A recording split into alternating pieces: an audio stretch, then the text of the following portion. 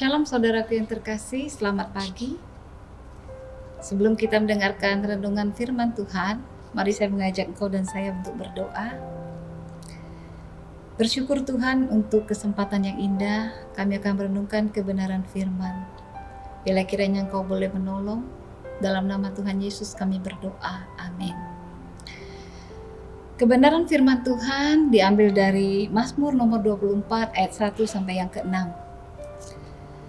Mazmur Daud, Tuhanlah yang mempunyai bumi serta segala isinya dan dunia serta yang diam di dalamnya. Sebab dialah yang mendasarkannya di atas lautan dan menegakkannya di atas sungai-sungai. Siapakah yang boleh naik ke atas gunung Tuhan? Siapakah yang boleh berdiri di tempatnya yang kudus? Orang yang bersih tangannya dan murni hatinya, yang tidak menyerahkan dirinya kepada penipuan dan yang tidak bersumpah palsu. Dialah yang akan menerima berkat dari Tuhan dan keadilan dari Allah yang menyelamatkan dia. Itulah angkatan orang-orang yang menanyakan dia, yang mencari wajah-Mu, ya Allah Yakub. Saudaraku yang terkasih, pernahkah engkau mendengar kata kualifikasi? Bukankah itu sering kita dengar ya? Kualifikasi yaitu sebuah keahlian yang dibutuhkan atau sebuah memenuhi persyaratan yang ditentukan, baik itu di dunia kerja, dunia usaha. Kita selalu mendengar, oh dia memenuhi kualifikasi sehingga dia diterima bekerja di sebuah perusahaan karena dia punya keahlian yang cukup, yang baik. Saudaraku, tentunya kata kualifikasi yang sering kita dengar ini tidak menjadi asing di telinga kita, bukan?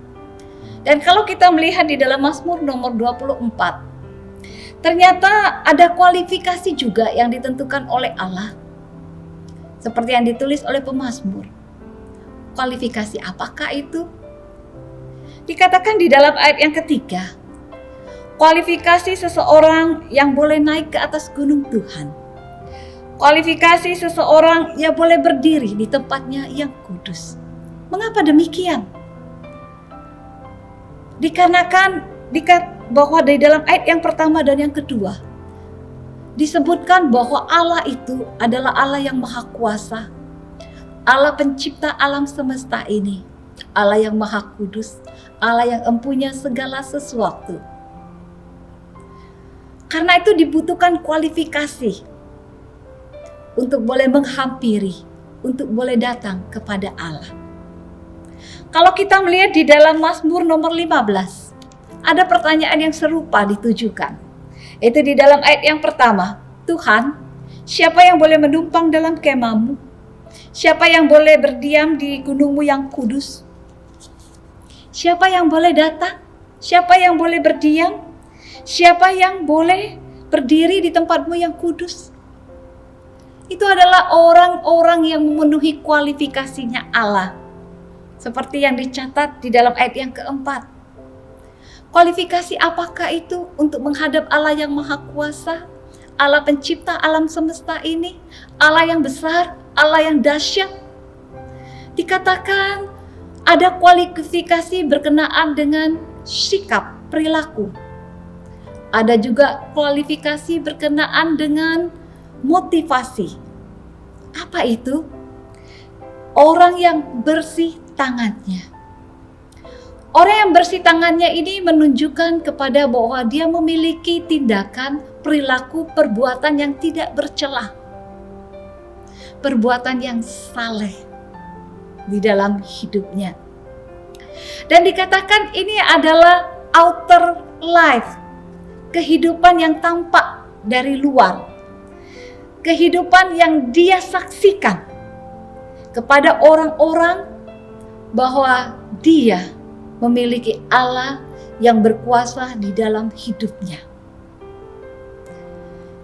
Kehidupan yang menampakkan sebagai saksi dimanapun dia berada.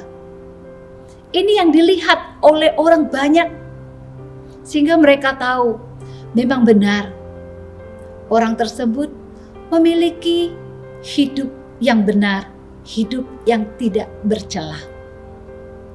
Yang kedua, selain memiliki sikap yang benar, yang tidak bercelah, dia juga memiliki motivasi yang benar. Pemazmur katakan bahwa orang yang murni hatinya. Saudaraku, berkaitan dengan hati. Hati adalah sesuatu yang sangat penting di dalam kehidupan manusia. Karena hati menyangkut bagaimana kita mengambil keputusan-keputusan yang paling sentral di dalam hidup kita. Dan hati juga menyangkut pikiran-pikiran kita. Dikatakan orang yang murni hatinya, itu menunjukkan adanya sesuatu yang ada di dalam atau inner life-nya orang tersebut. Bahwa hatinya yang tidak bisa diduga oleh orang lain, hatinya yang tidak bisa ditebak, yang tidak bisa dilihat oleh orang lain, tetapi bisa dilihat oleh Allah, itu memiliki kemurnian. Ada tujuan-tujuan yang benar, motivasi yang benar waktu dia boleh datang dan menghampiri ke rumah Tuhan. Ada motivasi-motivasi yang baik yang dia miliki. Ada sebuah kerinduan yang besar di dalam hatinya. Dikatakan bahwa hati yang murni itu adalah hati yang tidak menyerahkan dirinya kepada penipuan. Kalau dalam bahasa Inggrisnya dikatakan bahwa hati yang mengarah, hati yang tertuju bukan kepada hal-hal yang jahat, bukan kepada hal-hal yang bodoh, tetapi hati yang tertuju kepada Allah saja. Hanya kepada Allah saja, kepada hal-hal yang baik, hal-hal yang suci, hal-hal yang benar. Dan dikatakan hati yang murni hatinya, itu juga hati yang tidak bersumpah palsu. Itu berarti di dalam hatinya itu tidak ada kebohongan sedikit pun demi untuk kepentingan diri sendiri atau tujuan-tujuan tertentu sehingga melakukan sumpah palsu. Tidak ada. Hatinya tuh benar-benar bersih, suci, tulus di hadapan Tuhan. Bukan untuk embel-embel tambahan yang lain, bukan. Dia datang karena dia ingin mencari wajah Tuhan, dikatakan di dalam ayat yang ke-6. Dia datang karena dia menanyakan Tuhan, karena dia begitu rindu akan Tuhan. Apalagi di masa pandemi ini, bukankah engkau dan saya rindu untuk boleh datang kembali beribadah secara konvensional, bukan? Engkau rindu untuk boleh bisa datang ke gereja. Engkau rindu untuk boleh beribadah bersama, berfellowship bersama. Kerinduan yang benar, kerinduan yang dimotivasi untuk boleh merasakan kebesaran dan keagungan Tuhan, untuk boleh bertemu dengan wajah Tuhan. Kerinduan seperti itu yang Allah inginkan. Kerinduan yang begitu tulus yang ada di dalam diri. Sebuah keinginan yang besar, seperti rusa yang merindukan air, di mana jiwa yang haus akan dapat terpuaskan oleh Allah. Saudaraku yang terkasih, kualifikasi untuk bisa datang berdiam, berdiri di dalam rumah Allah, yaitu orang yang memiliki sikap yang baik dan orang yang memiliki motivasi yang benar di hadapan Allah. Bagaimana kita bisa melihat bahwa dia punya sikap yang baik, motivasi yang baik, outer dan inner yang baik? Kita bisa menyelaraskannya dengan kebenaran firman Tuhan. Apakah hidupnya sudah sesuai dengan yang Tuhan inginkan atau bukan? Biarlah kebenaran firman Tuhan itu yang menjadi patokan di dalam hidupnya, yang menjadi kompasnya dia di dalam melakukan segala sesuatu. Tuhan tidak pernah menuntut kualifikasi yang lebih tinggi yang tidak bisa kita lakukan. Karena Tuhan juga tahu sebagai manusia ciptaan, kita juga memiliki keterbatasan. Tapi kalau kualifikasi, sikap yang benar yang tidak bercela dan hati yang murni, itu bisa engkau dan saya lakukan. Itu yang Tuhan tuntut melalui Mazmur nomor 24 ini. Mengapa? Karena ya kita ini akan menghadap kepada Allah. Allah yang berkuasa. Sehingga kita tidak bisa main-main, kita tidak bisa sembarangan untuk tidak menguduskan Allah yang Maha Kudus itu. Saudaraku, saya tidak tahu bagaimana sikapmu pada waktu engkau beribadah di rumah secara daring, secara online di kanal YouTube GKY Palembang. Saya tidak tahu bagaimana sikapmu di dalam beribadah. Tapi Tuhan tahu, saudaraku. Orang rumahmu tahu, saudaraku. Apakah engkau sembarangan atau engkau telah mempersiapkan dirimu sedemikian rupa karena engkau tahu, aku akan bertemu dengan Allah, aku akan mengalami Dia, aku akan merasakan Dia, dan aku akan menjumpai Dia di dalam tempat kudusnya, kemuliaannya. Karena Dia adalah Allah yang Maha Kudus, Allah pencipta alam semesta ini, dan aku adalah ciptaannya. Saudaraku yang terkasih, saya yakin Bapak Ibu di rumah memiliki sikap dan hati yang tulus, yang murni, yang baik saat beribadah, bukan? Dikarenakan Tuhan katakan pada waktu engkau memiliki kualifikasi seperti itu, maka di dalam ayat yang kelima ada janji Tuhan yang menyertai, yaitu dia akan menerima berkat dari Tuhan. Setelah itu keadilan dari Allah yang akan menyelamatkan dia.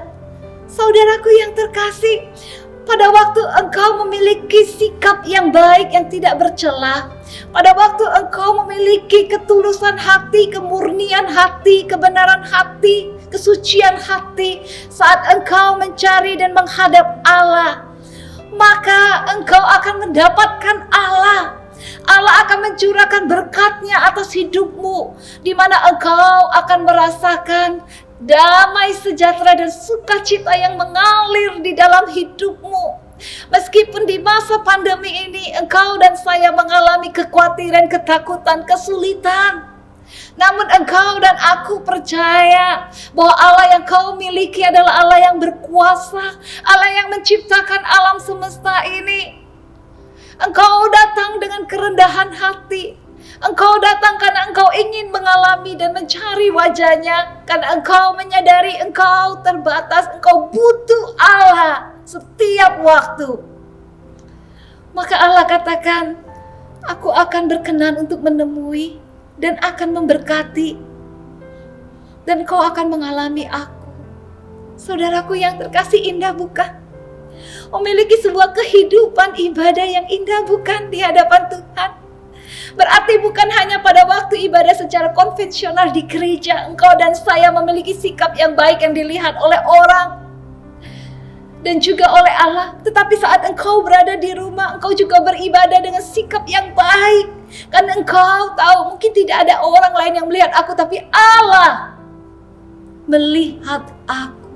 Karena Dia Maha tahu dan Dia berkenan. Dia tahu aku rindu untuk dipuaskan oleh Dia. Satu-satunya Allah yang dapat memuaskan aku melalui kebenaran firman Tuhan dan pujian dan doa yang dinaikkan.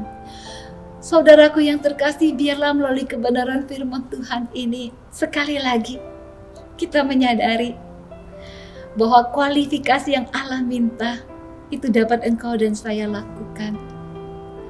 Pada waktu engkau katakan, saya hidup tidak benar. Selama ini saya bermain-main dan sembarangan datang kepada Allah saat beribadah. Karena saya merasakan saya tidak bisa merasakan ibadah yang sesungguhnya. Saya mau katakan, mari minta ampun kepada Tuhan. Apabila engkau mengaku dosamu, maka Ia adalah setia dan adil.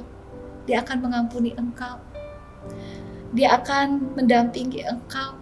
Dia akan menolong engkau. Sehingga Allah Roh Kudus yang ada di dalam dirimu akan memampukan engkau mengalami Dia yang dahsyat itu. Mari kita datang kepada Tuhan dengan sikap yang benar dan hati yang benar, hati yang murni. Mari kita berdoa. Kami bersyukur Tuhan, Kau luar biasa.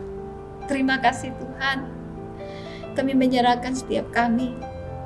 Terima kasih Tuhan. Berkati kami, tolong kami, agar kami boleh punya hati yang sungguh-sungguh Tuhan saat menghadap Engkau beribadah. Terima kasih karena Engkau suci, Engkau kudus, Engkau maha mulia, maha agung, maha kuasa. Terima kasih Tuhan, Engkau melihat setiap hati kami. Engkau juga melihat setiap sikap kami Tuhan. Terima kasih Tuhan Yesus. Dalam nama Tuhan Yesus Kristus kami berdoa. Amin. Tuhan Yesus memberkati.